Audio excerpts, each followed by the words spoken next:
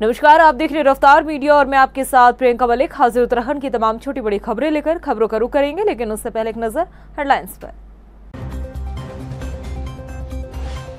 Cabinet मंत्री सुबोध उनियाल बोले, पिछले 1.5 साल में वन विभाग में लिए गए बड़े फैसले। वन अग्नि की रोकथाम के लिए समिति का किया गठन, वनों के साथ खिलवाड़ करने पर होगी कार्रवाई। अटल उत्कृष्ट विद्यालयों की नींव रखने वाले पूर्व शिक्षा मंत्री अरविंद पांडे का बड़ा बयान, बंद ना हो राज्य में चल रहे अटल उत्कृष्ट स्कूल। राज्य से लापता महिलाओं और लड़कियों का आंकड़ा पुलिस प्रशासन ने किया पेश। ऑपरेशन स्माइल अभियान के जरिए 96% लोगों की हुई रिकवरी, लापता लोगों की तलाश जारी।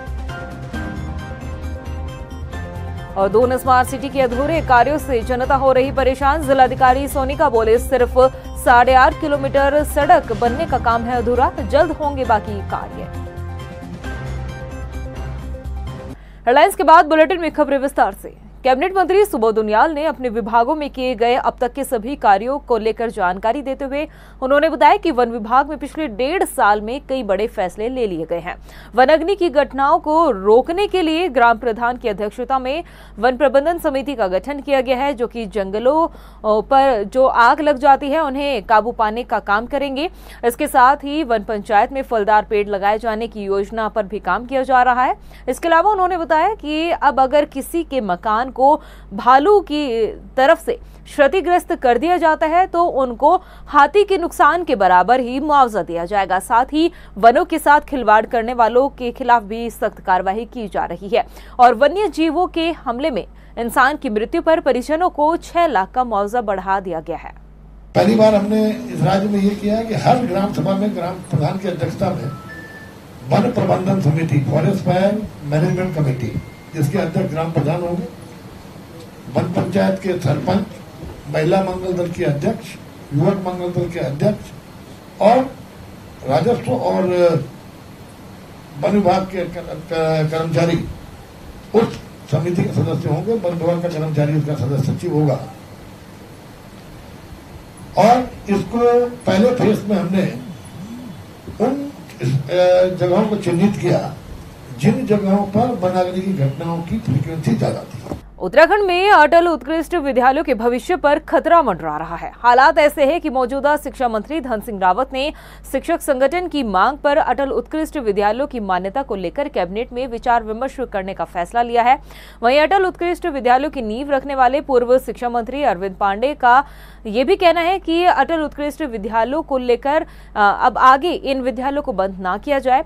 इन्हीं तमाम मुद्दों को लेकर हमारे संवाददाता मनीष डंगवाल ने पूर्व कैबिनेट मंत्री रह चुके और पूर्व शिक्षा मंत्री अरविंद पांडे से खास बातचीत की है। उत्तराखंड में त्रिवेंद्र सरकार के समय शिक्षा मंत्री अरविंद पांडे रहते हुए एक बड़ा फैसला लिया गया था, जिसके तहत प्रत्येक ब्लॉक में 2 अटल उत्कृष्ट स्कूल खोले गए थे। लेकिन अब लगता है कि धामी सरकार में कहीं ना कहीं इस योजना पर ब्रेक लगने के आसार लग रहे हैं, क्योंकि शिक्षा मंत्री धन सिंह रावत का कहना है कि अटल उत्कृष्ट स्कूलों की मान्यता को फिर से जो है वो रामनगर बोर्ड में दिए जाने को लेकर कैबिनेट में चर्चा की जाएगी। लेकिन पूर्व कैबिनेट मंत्री जो शिक्षा मंत्री रहे अरविंद पांडे हमारे साथ मौजूद है। पांडे जी, किस तरीके से आप देखते थे? काफ़ी मेहनत मशक्कत आपने की थी, हर जिले में आप गए थे, फीडबैक आपने लिया था। अब सरकार कह रही है कि इसको लेकर फिर से समीक्षा की जाएगी कि ये स्कूल रहेंगे या नहीं रहेंगे। हमने प्रत्येक विकास खंड में 2-2 स्कूल जो CBSE बोर्ड के मानक को पूरा करते हों, उनको हमने CBSE बोर्ड से मान्यता दिलाई और उसको इंग्लिश मीडियम बनाया, अटल उत्कृष्ट विद्यालय नाम भी दिया। तो जिन स्कूलों में छात्र संख्या ना के समान थी, यानी 1 दर्जन भी नहीं थी, कई स्कूल ऐसे थे जहां 12 संख्या नहीं थी छात्रों की, लेकिन इंग्लिश मीडियम बनाने से, CBSE बोर्ड लाने से और एक ही पाठ्यक्रम लाने से आम अभिभावकों को लगा कि जब बोर्ड एक हो गया, पाठ्यक्रम एक हो गया, तो हम प्राइवेट स्कूलों को फीस क्यों दें। अच्छे अच्छे अधिकारियों ने, अच्छे अच्छे उद्योगपतियों ने और आम अभिभावकों ने सरकारी सिस्टम पे विश्वास किया और प्राइवेट सेक्टर से अपने बच्चों का नाम काट कर इन अटल उत्कृष्ट विद्यालयों में अपने बच्चों का एडमिशन करवाया। और मैं जनता का धन्यवाद देना चाहूँगा कि जिन स्कूलों में छात्र संख्या ना के समान होती थी, उन विद्यालयों में भी गेट पे फ्लेक्सी लगानी पड़ी कि हमारे यहाँ एडमिशन की जगह नहीं है। मैं जनता का धन्यवाद देना चाहूँगा। यानी जनता ने सरकारी सिस्टम पर विश्वास किया, छात्र संख्या बढ़ी और कई सालों के पश्चात सरकारी सिस्टम में छात्र संख्या बढ़ी। छात्र संख्या बढ़ी, लेकिन अब किस तरीके से आप इस निर्णय को देखते हैं? क्योंकि जो शिक्षा मंत्री धन सिंह रावत हैं वो कहना है कि कई विधायकों का, अभिभावकों और छात्रों का जो रुख आ रहा है वो ये आ रहा है कि इन स्कूलों को फिर से उत्तराखंड बोर्ड में मान्यता इनकी दिलाई जाए। किस तरीके से आप इस निर्णय को देखते हैं? अगर वास्तव में अटल उत्कृष्ट स्कूलों की मान्यता CBSE से हटाकर फिर से रामनगर बोर्ड में दी जाती है, और क्या आप लगता है कि इस मामले में बात करेंगे? क्योंकि आपका ये ड्रीम सपना था कि पहाड़ के बच्चों को इंग्लिश मीडियम में पढ़ाई का अवसर मिले, तो वो पलायन भी रुकेगा। मुझे पूरा विश्वास है कि हमारी सरकार शिक्षा के प्रति बहुत ही गंभीर है, आम अभिभावकों की पीड़ा को समझती है। किसी कीमत पर भी अटल उत्कृष्ट विद्यालयों को बंद नहीं किया जाएगा।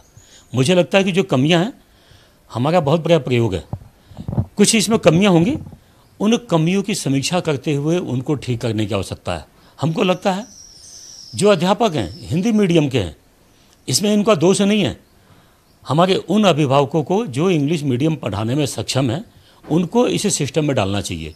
जो किसी कारण से इंग्लिश मीडियम पढ़ाने में सक्षम नहीं है, उन अभिभावकों के साथ नाइंसाफ़ी नहीं करनी चाहिए। उनको इसमें ना डालकर जो आज के इंग्लिश मीडियम के बच्चे हैं, उनको गेस्ट फैकल्टी के तहत जहां शिक्षकों की कमी है, तत्काल शिक्षकों की भर्ती करनी चाहिए। गेस्ट फैकल्टी के माध्यम से वहाँ शिक्षक हमको देना चाहिए, ताकि बिना शिक्षकों के पढ़ाई प्रभावित ना हो। तो जो कमियां हैं, हमको इसकी समीक्षा करने की आवश्यकता है। और मुझे लगता है कि एक आज रिजल्ट प्रभावित होने से, एक आज सत्र का रिजल्ट प्रभावित होने से इस बड़ी योजना को पलीता नहीं लगाना चाहिए। लेकिन सवाल तो यही है ना कि ऐसा चीज़ें सुनने में आ रही है कि बिल्कुल भी अब सरकार का ध्यान शायद इन अटल उत्कृष्ट स्कूलों में नहीं है, क्योंकि आधा शैक्षणिक सत्र जो है वो लगभग समाप्त हो चला है, और अब जाके जो स्कूलों में, इन अटल उत्कृष्ट स्कूलों में शिक्षकों के पद खाली है, उनके लिए स्क्रीनिंग परीक्षा अब हो रही है। तो आधा सत्र बीत गया, छात्रों की पढ़ाई प्रभावित हो रही है, सरकार विभाग का ध्यान इस ओर है नहीं, तो फिर ये स्कूल जो इनका वर्चस्व है कैसे आगे बढ़ेगा, और कैसे ये प्राइवेट स्कूल के बच्चों को टक्कर देंगे? क्योंकि प्राइवेट स्कूलों में जो शिक्षकों की कमी रहती नहीं है, सरकारी स्कूलों में शिक्षकों की कमी है, पढ़ाई हो नहीं रही है, तो कैसे रिजल्ट बेहतर होगा? तो मुझे विश्वास है कि मेरी सरकार कभी भी पहाड़ी के साथ अन्याय नहीं करेगी। जो व्यवस्थाएं पहले से दी गई हैं उनको चुस्त दुरुस्त करेगी, और हम बात भी करेंगे। लेकिन मुझे लगता है, बात करूं ना करूं, हमारी सरकार इसके प्रति गंभीर है, निश्चित ही इस पर ध्यान देंगे वो, ताकि ऐसी योजना कभी भी बंद ना हो और पहाड़ के बच्चों के हित में योजना सफल हो। मैं तो ऐसा चाहता हूँ।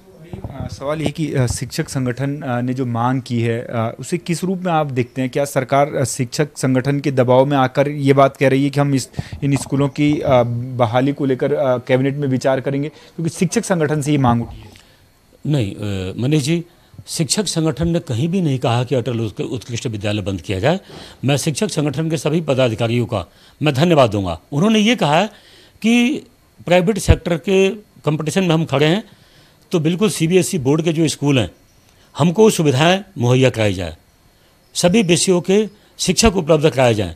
जब शिक्षक ही वहाँ नहीं होंगे तो शिक्षा की गुणवत्ता कहाँ से हो पाएगी, और प्राइवेट स्कूलों को हम टक्कर कहाँ दे पाएंगे?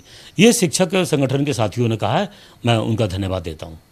तो ये पूर्व शिक्षा मंत्री अरविंद पांडे, जिनका साफ तौर से कहना है कि जिस तरीके से उन्होंने अटल उत्कृष्ट स्कूलों की नींव रखने के लिए मेहनत की, अगर उसकी भी ज़रूरत पड़े इन स्कूलों के वर्चस्व को बचाने को लेकर, तो इसको लेकर वो लगातार अब बातचीत करेंगे, और शिक्षा मंत्री धन सिंह रावत के साथ मुख्यमंत्री से भी बात करेंगे कि आखिरकार अटल उत्कृष्ट स्कूलों में बेहतर जो है सुविधाएँ दी जाए, ताकि इनके जो अस्तित्व है वो बरकरार रखा जाए। कैमरा पर्सन मनवर के साथ मनीष डिंगवाल, रफ्तार मीडिया, देहरादून। लोकसभा में महिला आरक्षण बिल पेश होने के बाद उत्तराखंड में महिलाओं में काफी खुशी देखने को मिल रही है।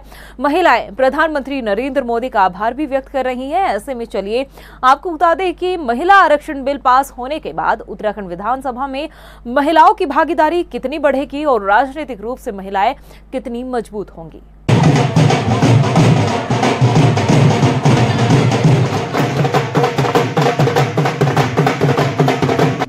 महिला आरक्षण बिल को लेकर महिलाओं में खुशी की लहर। उत्तराखंड विधानसभा में बढ़ जाएगी महिलाओं की संख्या। राजनीतिक रूप से महिलाएं होंगी मजबूत।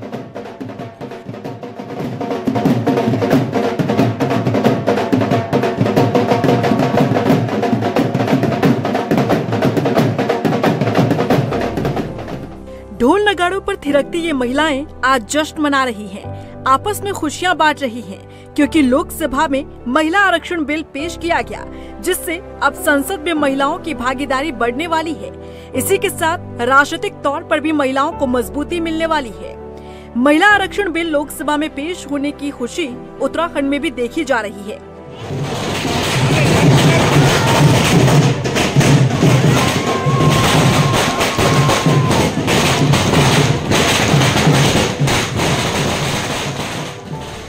50 स्तर के बाद अब लोकसभा और विधानसभा में भी महिलाओं की भागीदारी बढ़ने की खबर से महिलाओं में खुशी की लहर है।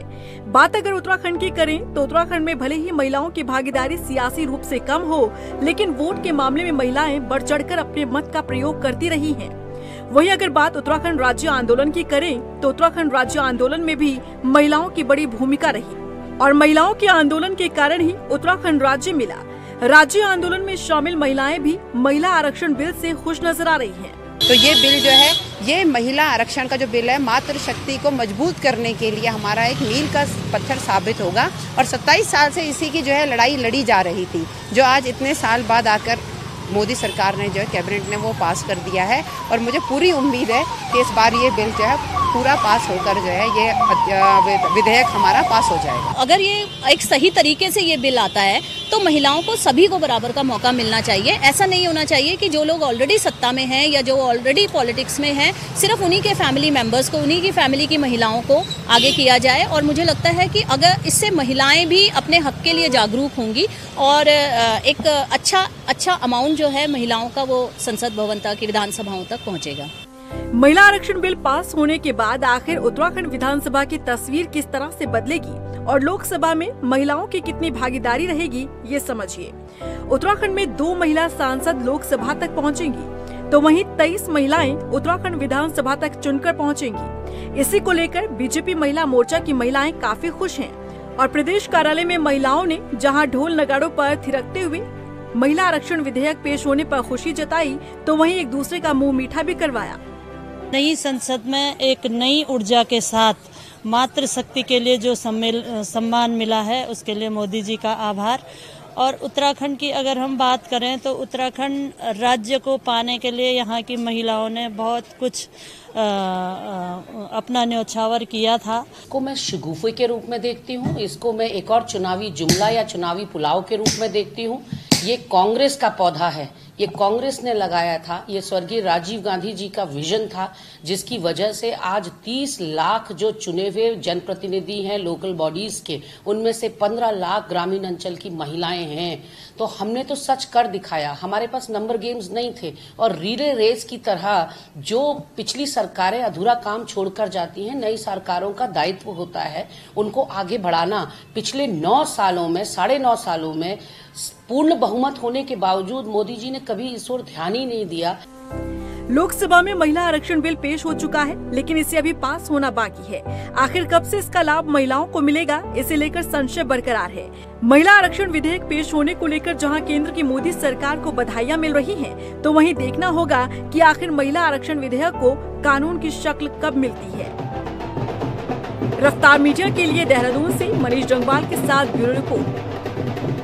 राजधानी देहरादून में स्वास्थ्य मंत्री डॉक्टर धन सिंह रावत ने इंदौर मेडिकल कॉलेज में नए जन औषधि केंद्र का शुभारंभ किया है। मंत्री धन सिंह रावत ने बताया कि रेड क्रॉस द्वारा जन औषधि केंद्र को खोला गया है, जिसका लाभ आम जनता को मिलेगा। उन्होंने बताया कि जन औषधि केंद्र में मरीजों को रियायती दरों पर सभी दवाइयां उपलब्ध मिलेगी।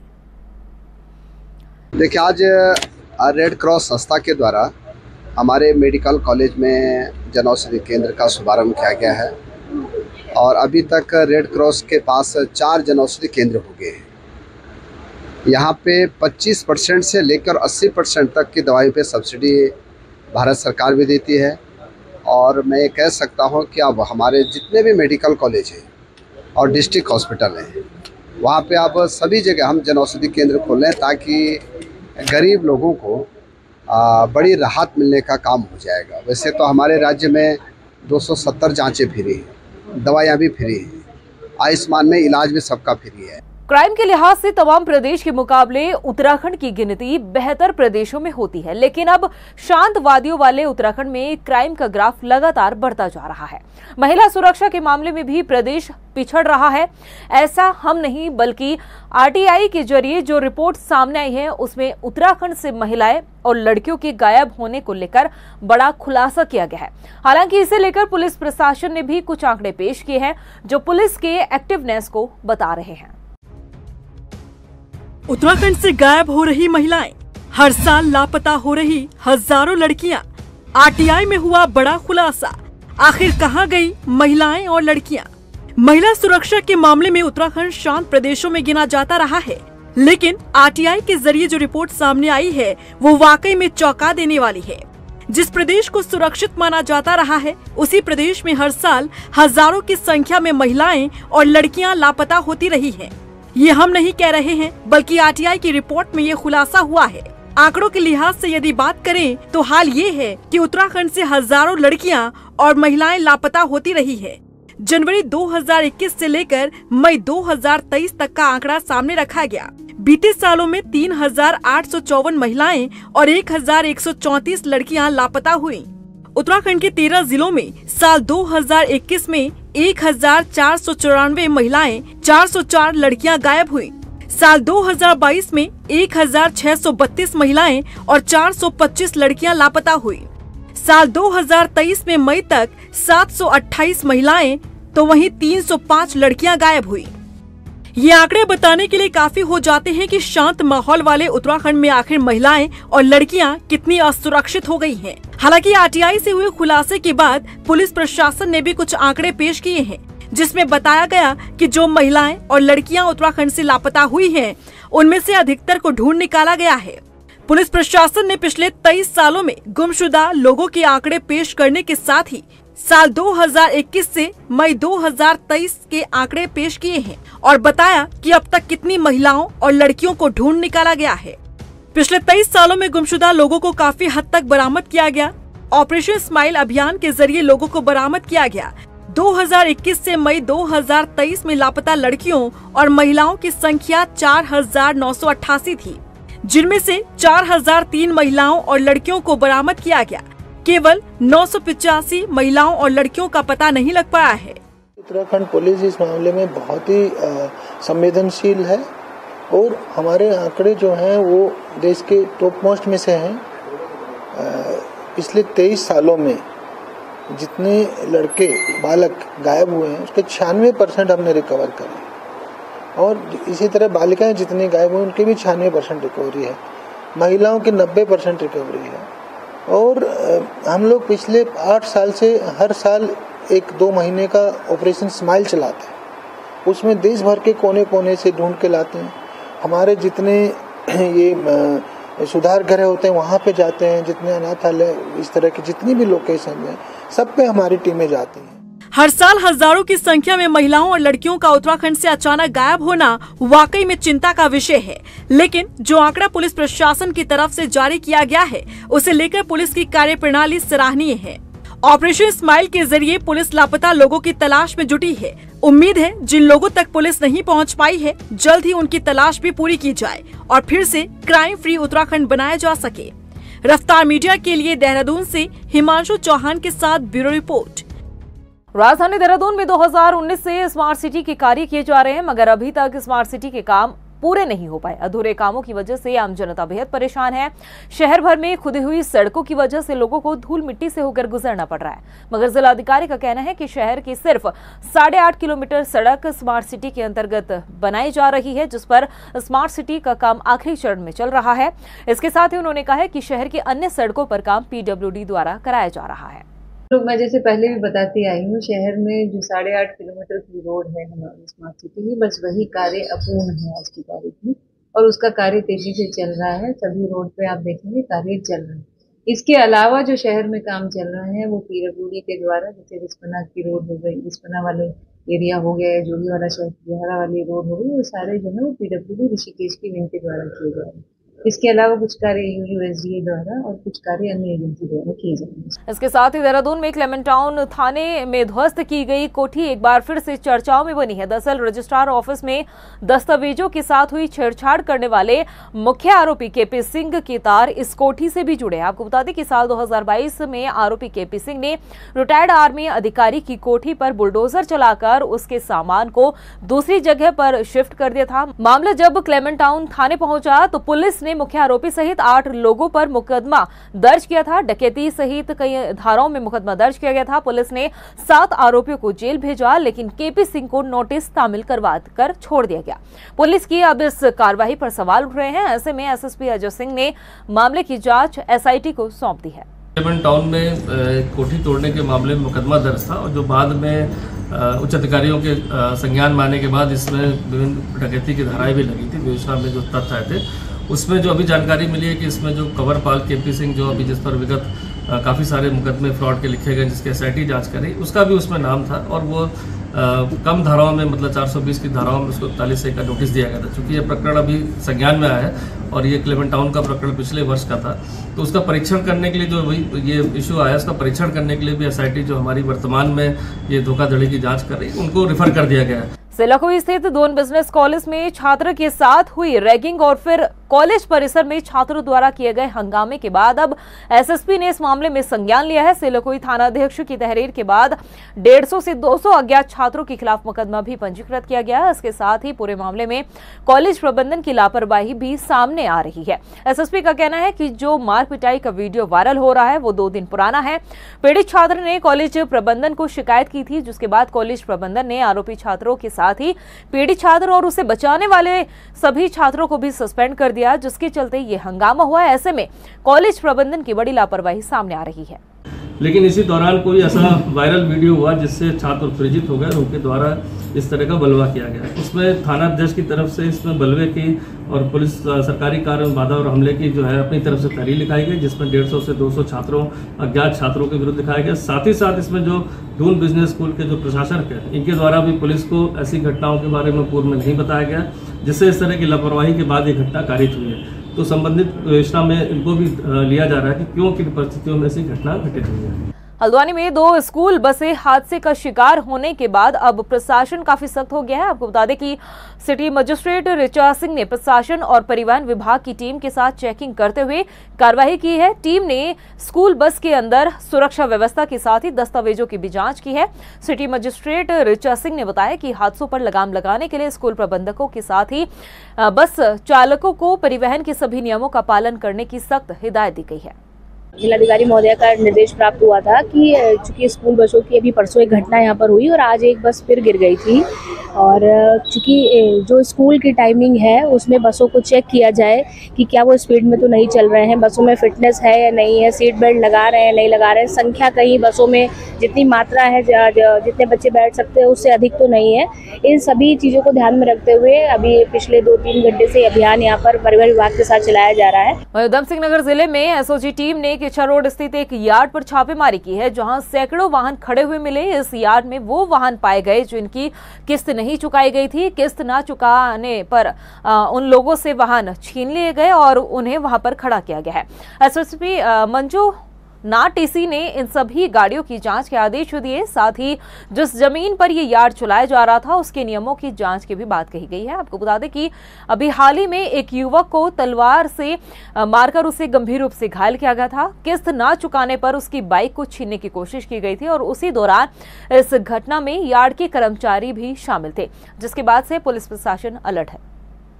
असामाजिक और क्रिमिनल तत्वों द्वारा गाड़ियों का जिनका मतलब जो बाइक से, कार से, 4 व्हीलर से इन गाड़ियों का किस्त जो जमा नहीं होती तो उनको बैंक द्वारा किस्त बैंक को किस्त नहीं गया करके किस्तों का पेमेंट नहीं होने के आड़ में तो गाड़ियों खींचने के काम कराया जा रहा था।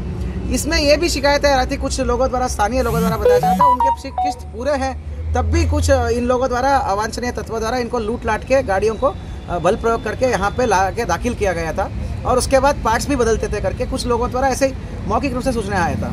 तो इसलिए हमने आज एसओजी से छापा पड़ा दिया। आज मैं आपको बताना चाहूँगा इनके पास काफ़ी भारी मात्रा में अनियमितता है। कई सारे बाइक से जो इन्होंने छीन के रखा है, इनकी कोई कागज़ नहीं है। प्रदेश की खबरों में इतना ही, फिर हाजिर होंगे कुछ खास खबरों के साथ। तब तक के लिए मुझे दे इजाजत, नमस्कार। कैबिनेट मंत्री सुबोध उनियाल बोले, पिछले 1.5 साल में वन विभाग में लिए गए बड़े फैसले। वन अग्नि की रोकथाम के लिए समिति का किया गठन, वनों के साथ खिलवाड़ करने पर होगी कार्रवाई। अटल उत्कृष्ट विद्यालयों की नींव रखने वाले पूर्व शिक्षा मंत्री अरविंद पांडे का बड़ा बयान, बंद ना हो राज्य में चल रहे अटल उत्कृष्ट स्कूल। राज्य से लापता महिलाओं और लड़कियों का आंकड़ा पुलिस प्रशासन ने किया पेश। ऑपरेशन स्माइल अभियान के जरिए 96% लोगों की हुई रिकवरी, लापता लोगों की तलाश जारी। और दोनों स्मार्ट सिटी के अधूरे कार्यों से जनता हो रही परेशान। जिलाधिकारी सोनिका बोले, सिर्फ 8.5 किलोमीटर सड़क बनने का काम है अधूरा, जल्द होंगे बाकी कार्य।